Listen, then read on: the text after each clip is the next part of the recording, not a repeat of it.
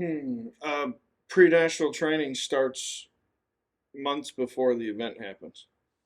You don't, you get all geared up and you train and you do your normal thing, and then you get that 1 week of pre-national training, and like you said, sometimes you try to do too much and you overwork the dogs. You throw too many different things at them. I mean, I think it was pretty having a routine building up to the weeks prior, how you want to do things, some certain concepts that I would want to work on 2 weeks out, 3 weeks out versus the week of. So don't just don't just plan on the week of. Build up to this week is the just the end of it. I mean, all this pre-national started weeks ago. Yeah, I mean, there's a lot to be said about having them peak at the right time, and that's been something that's taken me some time to learn is how long out do I get them in before I get ready for the Master National, and how to get from there to here.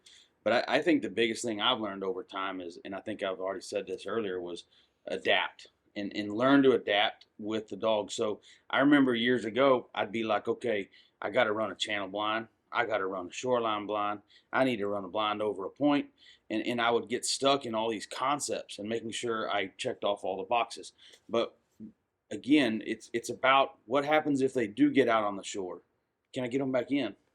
Okay, so this week I was running down the shoreline, and I'd let them get out, and then I'd say, okay, now get back in, and that stuff I would never do before. I'd be like, you're gonna go 3 feet from this shoreline the whole way, and that's the way we're gonna do it. And so, if we were running blinds, and somebody was watching me, and they said, why did you let your dog get so far to the left? I said, because this dog doesn't, like you said earlier, this dog doesn't like take a right cast, and so I'm setting him up with a crosswind. He better give me the cast because I know this dog. So I'm training specially for him and what he needs. So know your dog's weaknesses, and know which way they turn on a whistle when you blow it, and use all that information to be fully prepared. Don't just train inside of a box. Think outside the box and think of things you could do that might happen in the test that you got to be prepared for. You know, I watch that SRS was one of the most interesting things was the ability to watch dogs on camera and review it. And what I'm going to say here is not about that event. That enabled people to watch at home. You're watching a deal like this. Become a student of understanding dog behavior.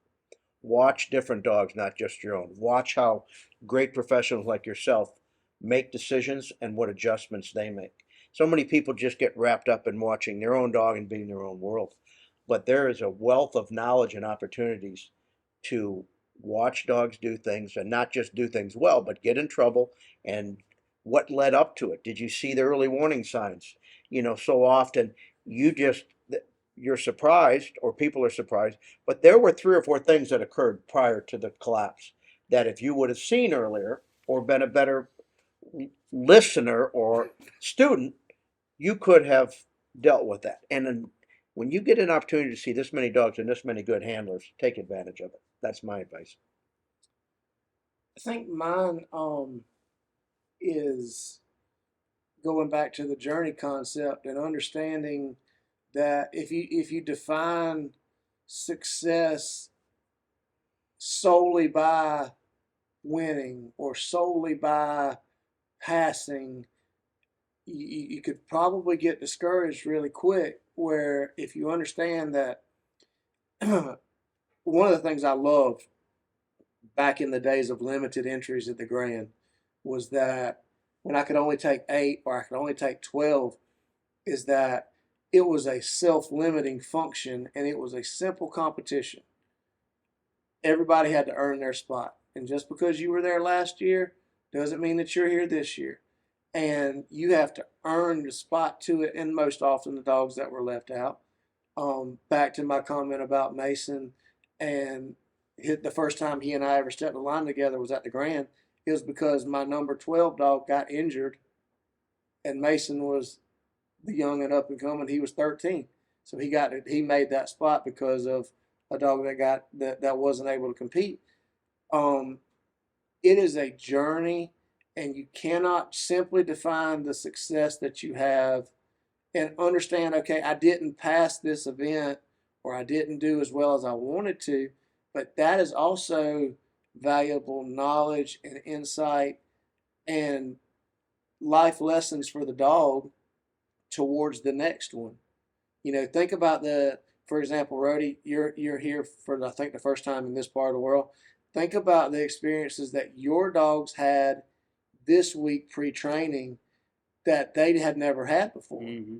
The different cover, the different terrain, the different water. Those are all things that make a dog better the next go round. So even if you don't pass, even if you don't reach the pinnacle this time, and like you said, got to start all over again for next year. Well, I got news for you. You're gonna do it anyway. Whether you pass or not, you're still gonna turn around and you're gonna pick up. You're gonna start again for next year. So take the what you learned, be a student, Yeah. and take those and understand that you're not just learning too. Your dog's learning as well, and it's gonna be better next time because win, lose or draw, you're gonna have a better animal next time. So it's something to take away from it in that regard. If things don't go well for me this week, could you remind me of that? Absolutely.